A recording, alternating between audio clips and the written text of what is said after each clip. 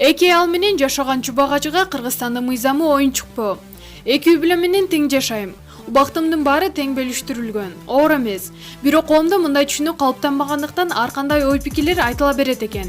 Дептир Кыргызстандын мурдагы муфтий Чубагажы Жалилов.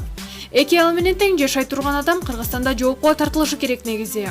Кыргыз Республикасынын мыйзамы боюнча бир эркек, бир аял, бир үй бүлө деген принцип бар. Бул адамга мыйзамдын тиши өтпөйбү? Эмнеге мыйзам бирине иштейт, экинчисине келгенде иштебейт? Бул бардык бийликтин бетине түкүрүк эмеспи? Мыйзам иштебесе коомдо хаос каптай тургандыгы боло турган иш. Эгерде мыйзам аткарылбаса, биз эмнебиз менен мамлекетпиз?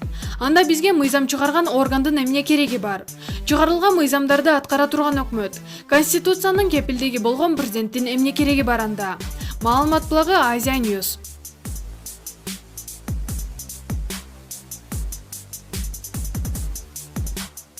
Ырчы кызыбыз Самара Каримованын Кремлдеги концерти ийгиликтүү өттү. Куттуктайбыз.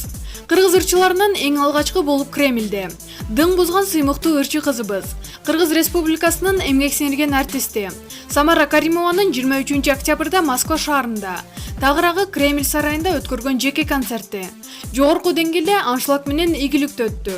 Бул тууралуу соц тармактарга жарыяланган фото-видеолор далил болууда.